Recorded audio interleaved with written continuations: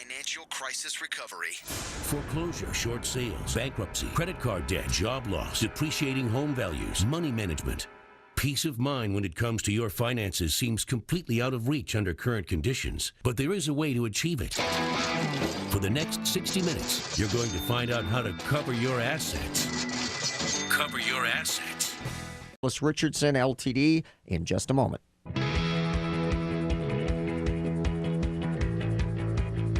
All right, and we are back at Cover Your Assets with Arliss Richardson from Arliss Richardson LTD, answering your tax problems and tax planning issues.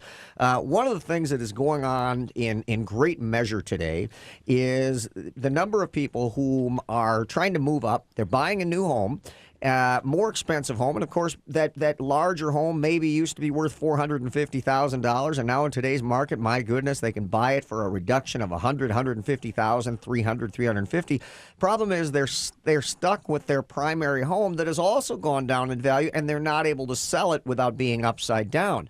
So for a lot of people and a lot of real estate agents, the answer has been, well, hey, look, you can move up and then you can rent your old home.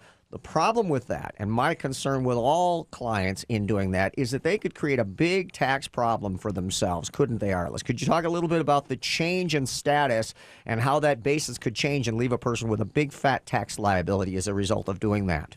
I would love to. What happens when you've got a principal residence that you're living in, and let's say you bought it for $300,000 4, 5, 6, 7 years ago, it doesn't matter.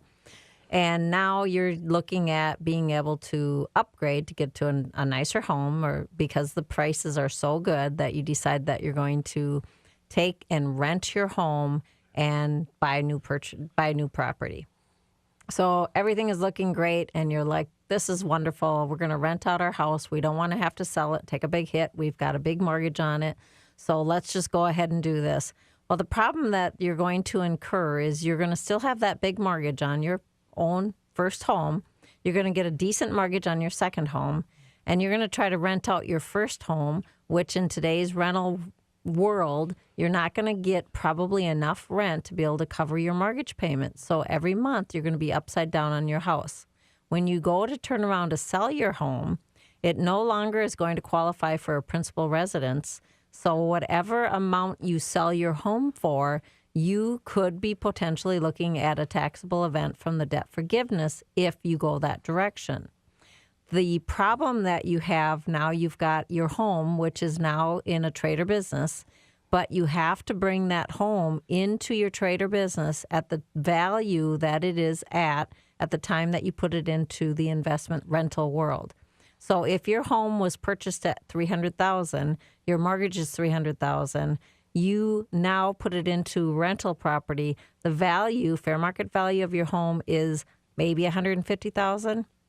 That's the value that you're putting it into the rental property. So that's the value that you're going to depreciate. So now you decide, you know what, I'm upside down. I can't make the payments based off of the rent that I'm collecting. I no longer qualify for it being a principal residence. My sale price is going to end up being equal to what the value was that I brought it into the business. And I'm looking at no loss and an ordinary income gain on the debt forgiveness income. Not a good scenario. Wow. I teach a class at Kaplan Professional Schools called Strategic Default and the Financial Path Back. And for any of you, whether you are folks who are industry people, financial advisors, mortgage people, real estate agents, or just a general consumer, I recommend highly that you go to the Kaplan website, kaplan.com website, which is one of our sponsors on the show, and attend that class because we talk about this. What Arliss has just described is a situation where you have a property whose, let's say, basis, something that we talked about in the earlier segment of $300,000. And if you did get hit with a loss in a short sale of, say, $100,000, you had a difference or a loss that you could offset against that income. Problem is now you've just taken your basis from $300,000 down to $200,000 and just created a $100,000 tax liability for yourself. Is that pretty much the deal, Arliss? That is pretty much the deal. Oh, man. Yep. And so all of a sudden, it isn't just the upside down position you've got to deal with. If you've got ordinary income that's in a 30% tax bracket, you just created a $30,000 tax bill for yourself as a result of making that decision. And remember, once you begin to claim those rents on your taxes as income and take it as income, there's no turning back at that point. You Nope. are stuck. So I know the number of industry people, real estate folks, who are going to detest that we even brought this up. But I hear people talking about this on the radio all the time, and they don't know what we've just talked about. And this show is about the real stuff that nobody else tells you. And that's what you're hearing here. And this is the reason you need somebody like Arliss to talk to make these decisions before you jump in. And in that case, hey, maybe you decide to cut the boat loose right now rather than going down that road, wind up attempting to collect rents, which may or may not cover the mortgage payments, and maybe you can sustain it until the market comes back. It may be something that's doable, or it may not, and with all information considered, you may just choose to get rid of it, take the loss now, but at least not have the tax liability added onto it. It's always a decision. You have to have all the information with which to make that decision. The next segment here, we're going to take a break in just a moment, is going to give an opportunity for Arliss to talk to the people who are self-employed and are small business owners. I always say, show me small business people and I'll show you people with tax problems. They tend not to do a lot of tax planning. They come to their CPA's office once a year, dump all their crap on the desk, and then surprise, surprise, they got a $20,000, $30,000, $40,000 tax liability, something they should have been escrowing throughout the entire year, doing tax planning with their CPA, but they don't, and God forbid they cannot pay the entire thing, and then they start rolling tax liability, and the next thing you know, they got 2-3 years of that tax liability, and life is no longer the same. So I want to talk to the small business owner, the self-employed people, and I want to have Arliss discuss some of the issues related to tax planning for the small business person and the self-employed. We're going to take a break here. I want to encourage everybody to go to the CYA21.com website, CYA21.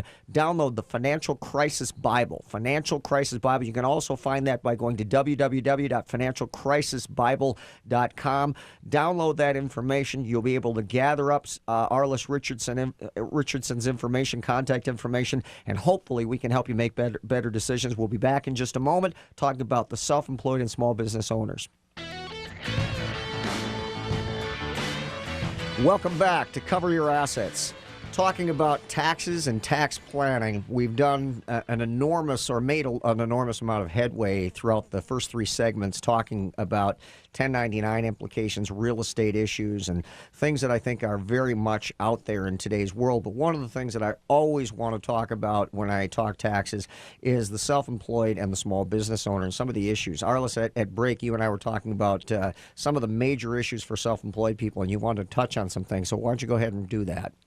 One of the things that I really want to touch on is people feel like when they start having a crisis, the first thing they do is not file their tax returns. They feel like, well, you know what, I don't have the money, so I'm just not going to file. Biggest mistake you can make. Please, regardless of your situation, make sure that you get to your CPA and that you file your tax returns. Even if you can't pay them, we can work out an arrangement through an installment agreement. Depending on your situation, we can look at an offer and compromise. Anything is better than not filing your tax returns, because what happens when you don't file your return, your statute of limitations never starts. And after so many years, the IRS decides that they're going to file a return for you, and that will start the assessment process, which will calculate taxes, penalties, and interest. And you will have nothing to be able to do about it other than pay the government for the rest of your life. So the one thing about life is, for certain, death and taxes. And another thing that I deal with frequently, which is bankruptcy. And the interesting thing about bankruptcy is if you have IRS debt that is over 36 months old and was filed at least 24 months, because remember, you're always filing a year afterwards, well, then you can actually discharge that debt. However, if you've not filed those taxes, they are non-dischargeable and you're stuck with them. So this whole plan about avoiding things as a business owner is just never a good plan. And planning in advance is so important, to be able to know what your tax liability is in advance and have a whole year to plan for and escrow and prepare to pay that tax in advance. Not knowing full well that every business owner wants to minimize the amount of tax that they want to pay. That's a given. I'm a small business person. I understand that.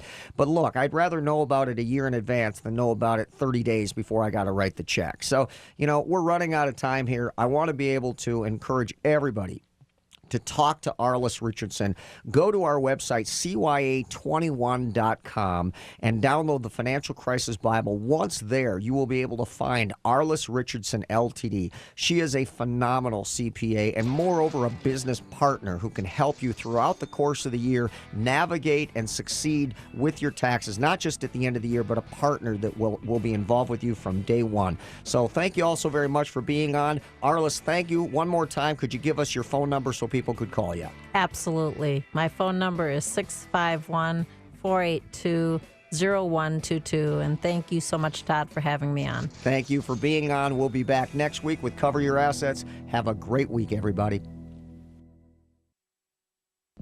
The proceeding was a paid program. The views expressed are not necessarily those of the management or ownership of 1500 ESPN. ESPN Radio Sports Center. Good morning, I'm Kevin Winter. A developing story from the overnight hours that we are following. It happened in Bellefonte, Pennsylvania. Former Penn State assistant football coach Jerry Sandusky was found guilty on 45 out of 48 charges of child sex abuse. He will most certainly spend the rest